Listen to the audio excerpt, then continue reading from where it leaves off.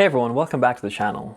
Today's video is going to be a little bit less scripted and what I would like to call story time, and it's basically going to be around the band that I'm in, how I joined and our story so far, and hopefully I can add to this video future updates basically to see how we grow and what happens with the band.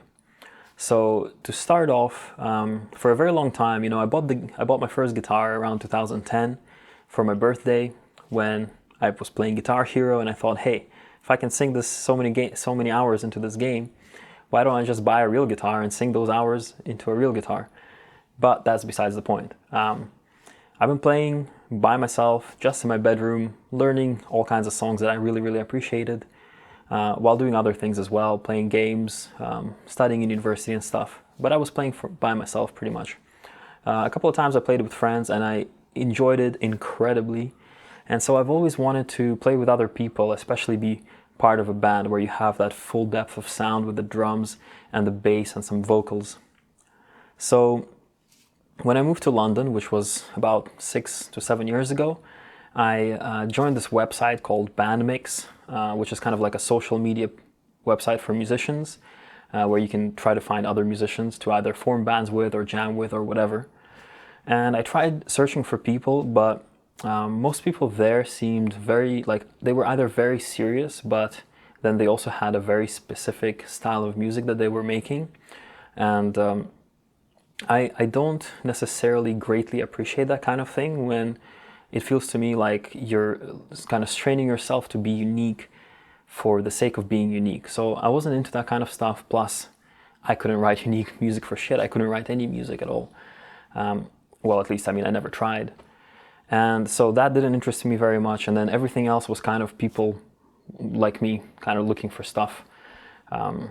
But in terms of joining somebody, it was just really difficult, and work was busy and stuff. So I just played with some colleagues, jammed a little bit.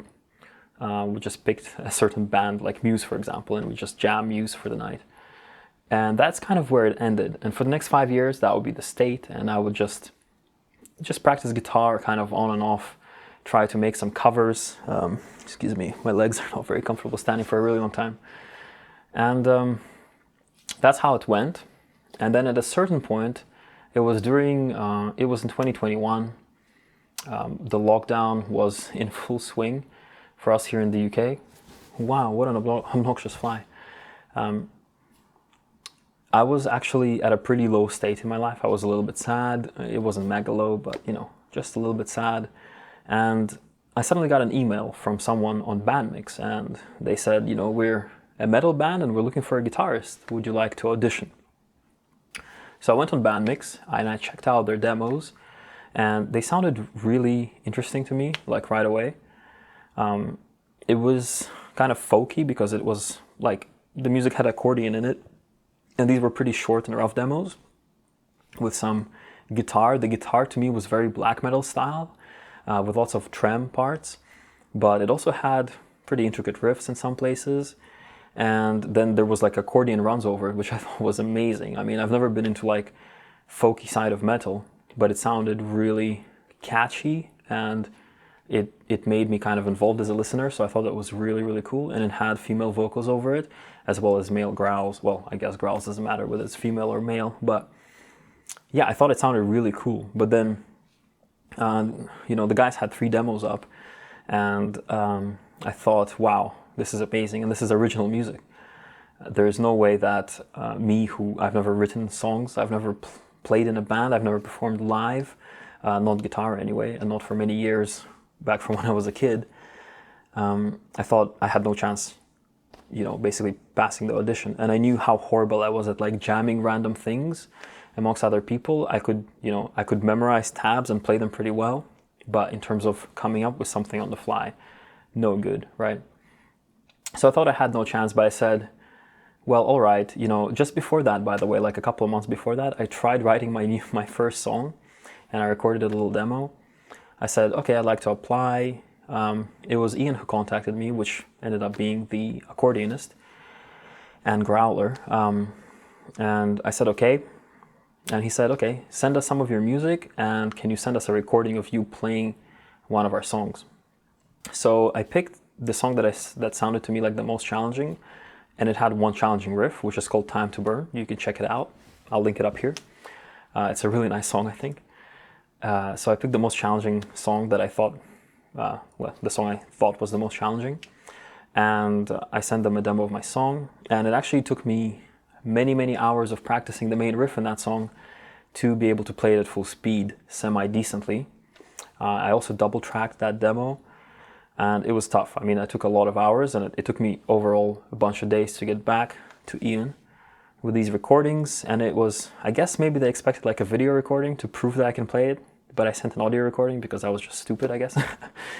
But yeah, I got back to them and they said, you know, a few days later, I thought they wouldn't reply to me, but it took them a few days. They came back to me, said they liked my stuff, and they'd like to have a video call with me to talk to me, kind of interview me.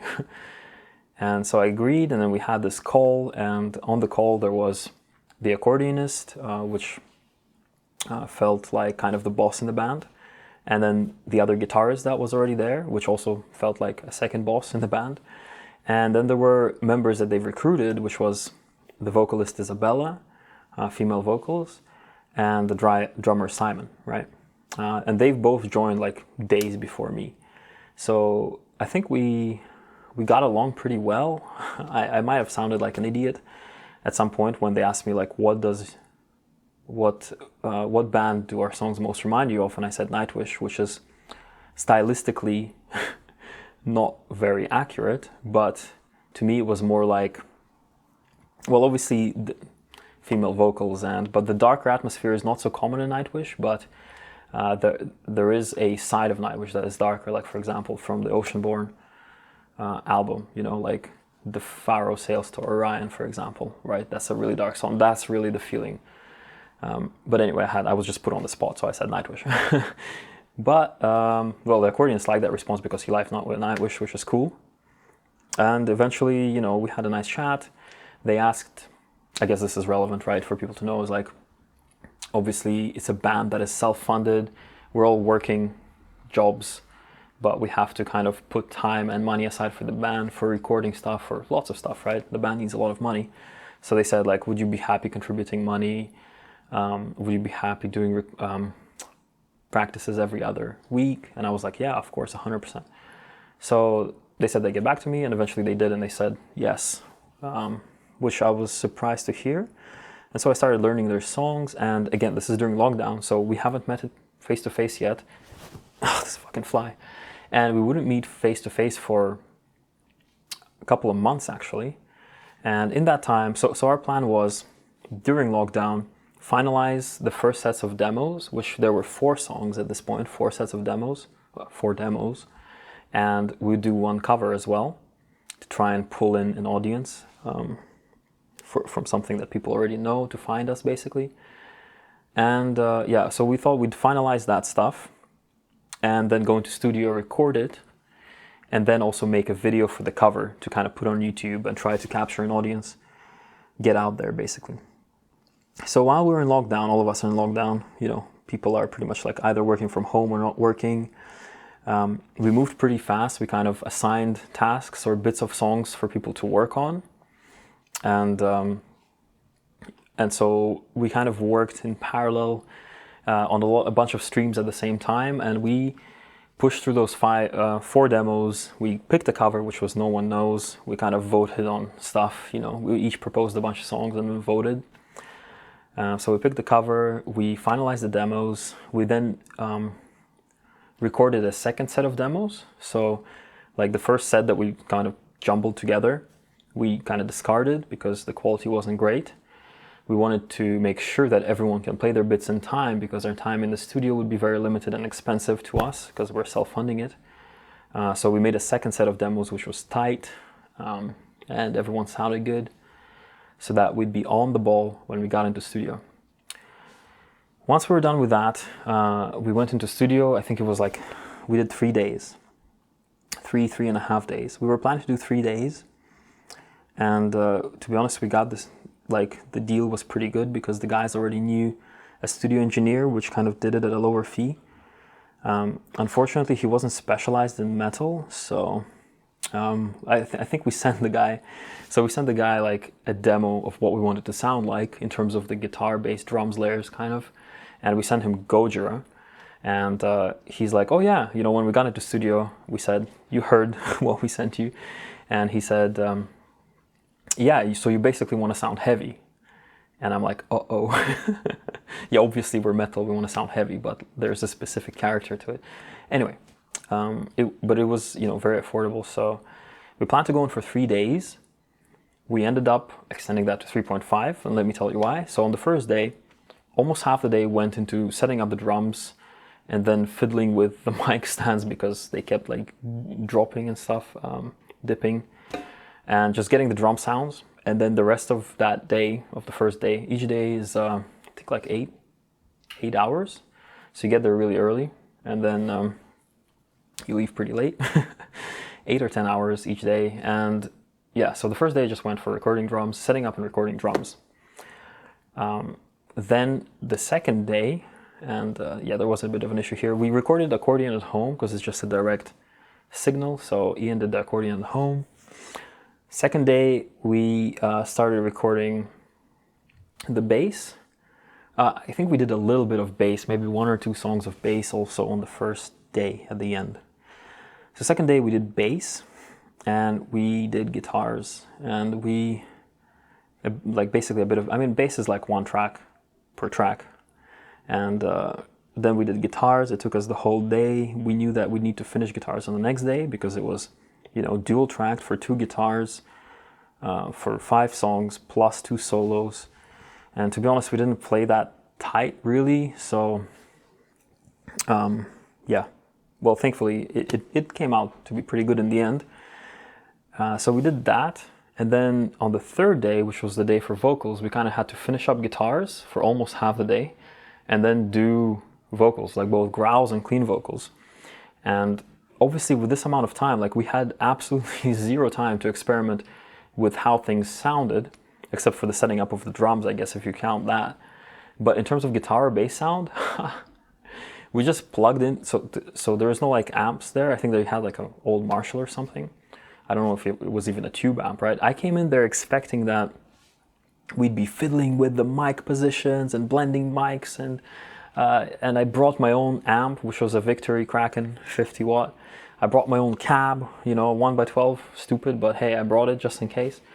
And what we ended up doing is they had a Kemper, and we just ended up plugging into the Kemper, and the guy asked, okay, what amp do you like? And he just picked that Sim, which was, I asked for a Mesa Boogie, like Mark 5, I think that's what we that's what we picked really quick. Did a little bit of like very basic bass mid trebles, and just dropped the gain a little bit, and away we went with the tracking. That was the extent of working on sound, which was not what I expected at all. But you know, for those of you who are going to go into a studio on a budget for a few days to record a few songs, that's what you're going to get.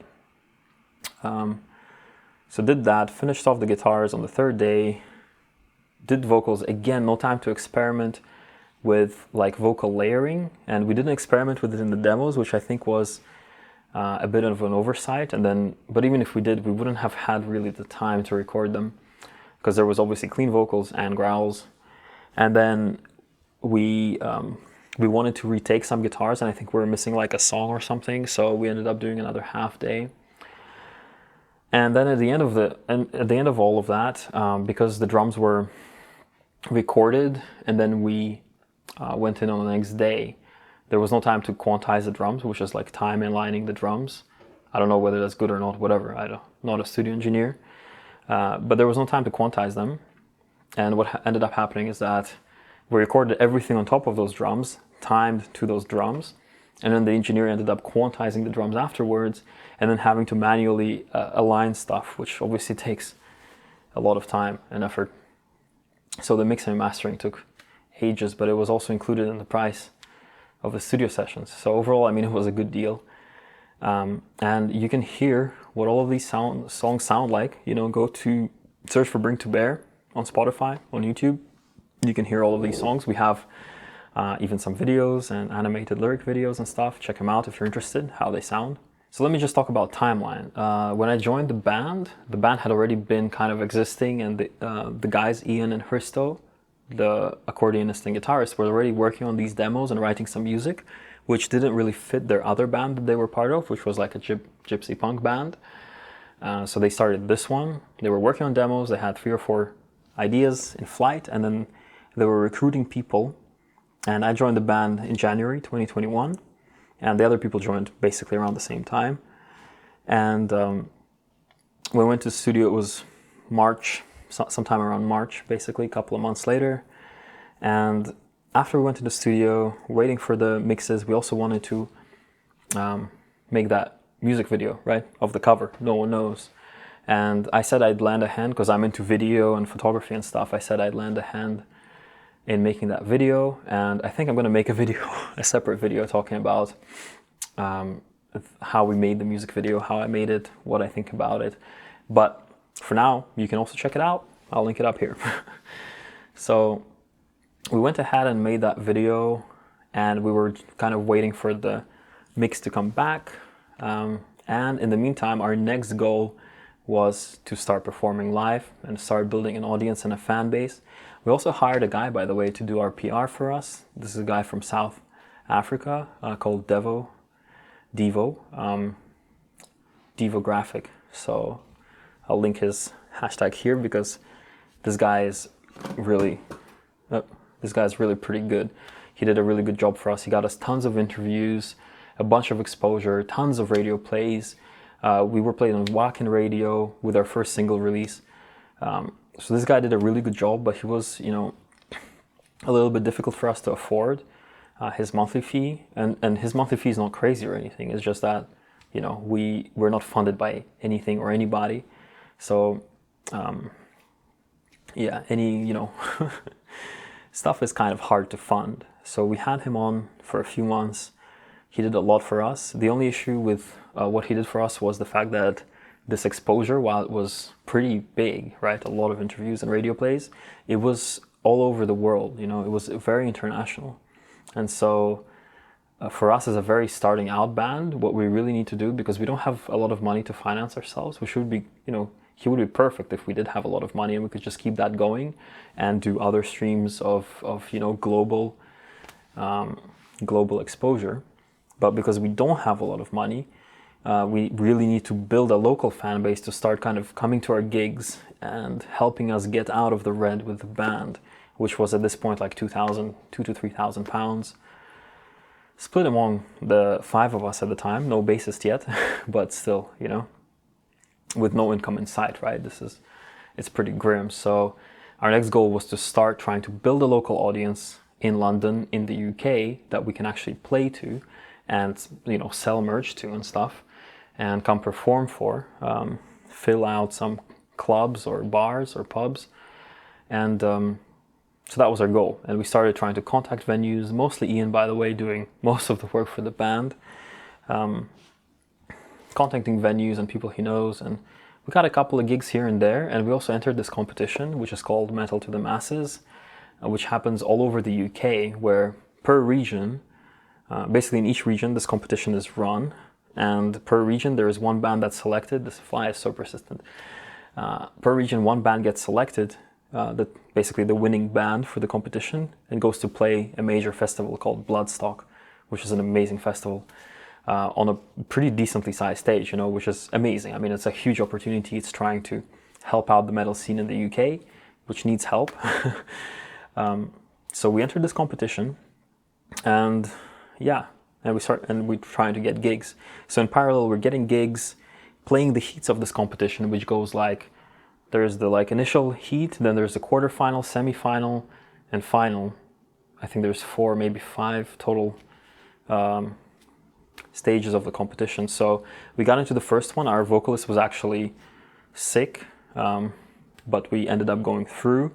But before that, we recorded the music video, which you've watched by now, I'm sure, for No One Knows. And we didn't have a bassist at the time, so we used a guy in a mask and I'll call it clever because I came up with it, a clever story for the video that there's like a bear character in the video, which ends up being our bassist, but he's wearing a bear mask, so you don't know who it is.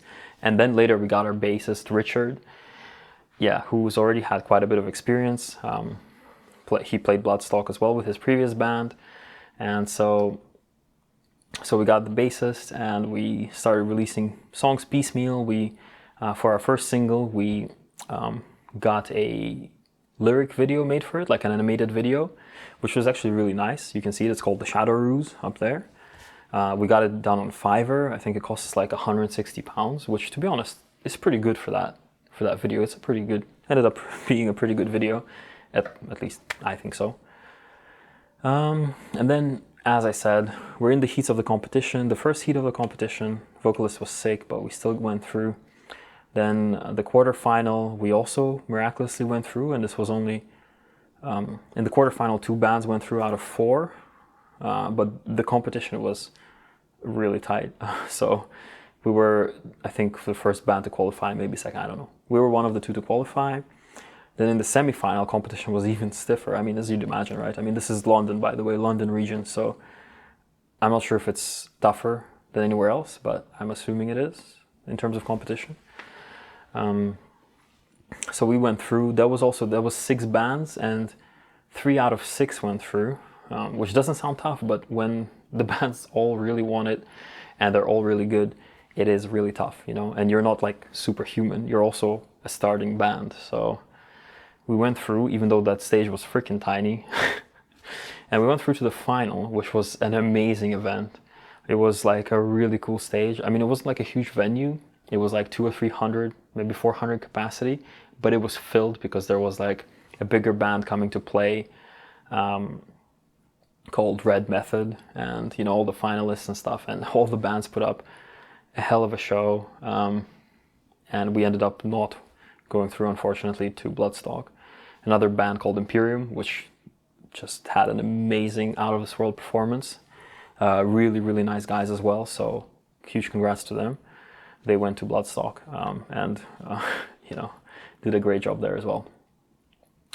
But that's skipping ahead a bit. You know, by this time we've also played a bunch of smaller locations around the UK. Sometimes they're paid, sometimes they're not. Sometimes it's enough for a beer for everyone in the band. Sometimes it's enough for 4 beers for everyone in the band, you know, things like that. And one pub in particular was really nice. They paid us like £100, which is more than we usually get. And they also like offered us free drinks, which was great. A very nice pub. It's called the Crooked Crow Bar in Leighton Buzzard, which is just not far from London. So yeah, that was fun, and we're just traveling around, building an audience. Then obviously Ian this whole time is trying to contact bands and trying to see if we can make connections, basically, to see if they need support, or you know, if they can hook us up with somebody. And 2 bands actually worked out like that for us. Control the Storm, which is a UK symphonic metal band, which is really cool. They played the second stage on Download in the summer. I actually went to see them there. So we played 2 shows with them back to back. We had like a mini tour where we did 3 days in a row, which was like our Metal to the Masses semi-final, which we went through. We were super elated, and then next day we were playing with Control the Storm, and the day after that with Control the Storm. Nice shows. The second one wasn't like on a Sunday. Well, the third show in that series was on a Sunday, so it wasn't, you know, there were like 7 people there, but it just happens sometimes. And we also played with Pedalboard, which are a power metal band. They're really cool as well. We played a show in Oxford with them, and then they kind of called us back a few times, which is really, really cool.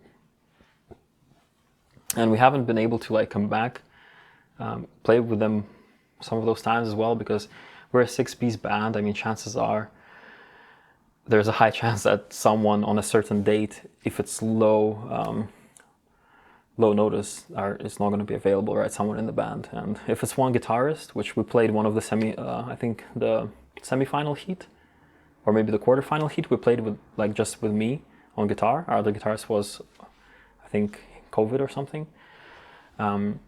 But if it's like a drummer or a singer, I mean, no way, right? No chance. So it's tough. And I think I'm kind of coming to the end of my long ass tale here, and this is just all an introduction to where we're at basically. But the main thing is concerns and things we're thinking about. We're still kind of in that state of trying to make more connections, get more gigs. We recently played our first festival. I have a vlog also for it up here, linking a lot of stuff. It's really cool, amazing festival. I would have never thought, you know, it's like a small festival, maybe for a few hundred people. It just lasts 2 days, and it has obviously like smaller bands, but my God, it's an amazing atmosphere. The bands, even though they're smaller, I mean, it's really incredible, especially like Countless Skies, who closed the second night. I mean, they were just incredible. And even though it's not that many people, the atmosphere is amazing. Everyone is, well, obviously everyone is friendly, like people are friendly in general most of the time, but just it's so cozy, you know, it's such a cozy festival. Greatly enjoyed that. I would go myself 100%. And we get to play there in March again. It happens twice a year. So I'm super excited about that. You guys are going to see another vlog from there. So we've played that. That's really nice. And they liked us. So I think we're going to get... We got like the opening slot, by the way. And even though we had the opening slot, we had like maybe 50 to 100 people watching, which was very surprising and amazing, really. I mean, that was so amazing. We're going to get a further slot, I think, next time. I'm not sure about this, but we might, which I hope proves to be successful in terms of people listening to us. Because there are sometimes when people like to go for lunch and then less people are watching. But hopefully we'll have another nice turnout. So we are moving somewhat, and more people know us, and we're selling merch, which is another actually point where it's hard because we don't sell that much merch. We can't really buy in bulk. So we have to buy in less bulk, which basically means that like we're selling shirts for £15, and I think it costs us like 10 to 12 with delivery fees per shirt, or like 12 something. So we make like £2 something profit, £2 something profit, which is very, very low. Like I wouldn't expect that before I started, like joined the band. Selling CDs for £5, which is just our 5 songs. And of course, since that period where we released all our songs, we're also working on new songs. So now we actually have 7 or 8 songs that we play live. And that's another point to consider. It's like we want to play longer sets. Before we were able to play, like we had 27 minutes of music with our 5 songs. Now we have like 37. Approaching 40, and we're just trying to, you know, develop more songs. And actually the newer songs we have, I think some of them are really, really strong. But we're starting to also diverge in styles, and then there's the conversation of how much do we want to diverge? Do we really want to explore, or like which style is our core style? All of these issues, you know. And the worst part is that we have very limited time to actually discuss these things because we're working. And when we meet up, which is like every other week or at best once a week, we want to practice because we need that as well, because our performance is not that tight. I think that's probably something that let us down quite a bit in the Metal to the Masses final. So there's like a huge amount of stuff for us to work on. We all have jobs though, so it's tough for us to actually get time to work on it or discuss it or make decisions. And so it's all just very difficult. Yeah, where was I?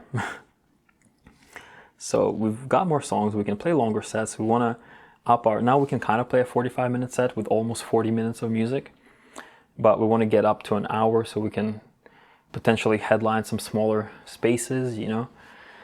So we're considering whether we want to do that or use our time to improve our performance, and we're deciding to, you know, get our performance to a slightly higher standard and then maybe develop more songs. And yeah, but we're slowly getting there, and slowly is kind of the name of the game. Like it's almost impossible to rush. Just hit the 30-minute record limit there. But yeah, so we're developing more songs, trying to get more shows, trying to grow in popularity, trying to grow, sell more merch, trying to, you know, decide how much merch we want to buy. So that's where we're at right now, essentially. And I think we're making progress in every way almost. We're improving, I would say we're improving the quality of the music we write.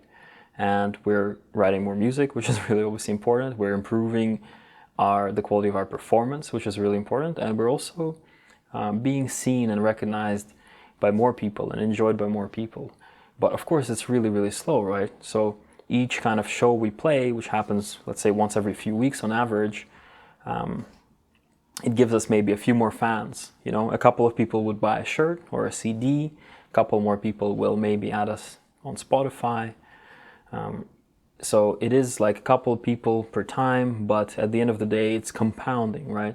But it takes a long time to kind of see the fruits of your labor in this kind of, in the way that this works. So that's basically what it is. So our next steps are to develop a bunch more songs, maybe enough for an album plus a few extras so we can pick which ones we want, and then get them recorded and see what we want to do with them, whether we want to release them one song at a time or whether we want to make an album, what we want to do with that. But develop songs, get them recorded, improve our performance, and then we're also thinking, it's almost been a year now since the last Metal to the Masses, well, started, so the next one's going to start pretty soon actually, in a couple of months as far as I know, November.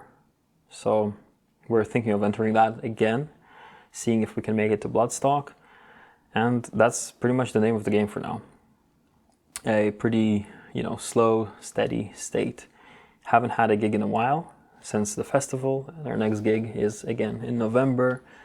But one fun thing to look forward to is we're gonna have a music, like a writing workshop at Christo's house, which is our other guitarist, where we're gonna have like 2 full days of just working on music and maybe a little bit of practice. So that's gonna be really, really cool.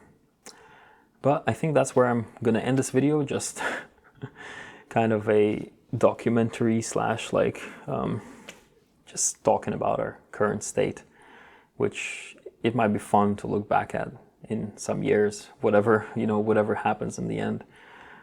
It's kind of cool to have these kinds of things. So obviously an extremely long video, maybe some parts of it are interesting to some of you. Do let me know. I obviously want to make this video like kind of maybe informational, or at least tickling someone's curiosities, right, about how small bands start and how this all works. So do let me know if you have any comments or tips, or how you think, because I can also script this content, right, and go like bullet point and not really tell a story or just continuously talk and get lost sometimes like I do. So that would make it like more more dense, the information more dense. It would take a lot less time to watch, but maybe it would be less entertaining, I don't know, or less kind of less sincere, I guess. So let me know what you guys would prefer, men, girls. Of course, there's a lot of girls watching my channel, obviously. I mean, look at me. So yeah, let me know in the comments if you've enjoyed it or if you'd like to see something different. But I think I will do, you know, once in a while, I'll put out one of these videos talking about our progress. And along with band vlogs, hopefully that all together should tell a story. And I love stories, so I hope you do too. But anyway, as always, thank you so much for watching, and I'll see you in the next one.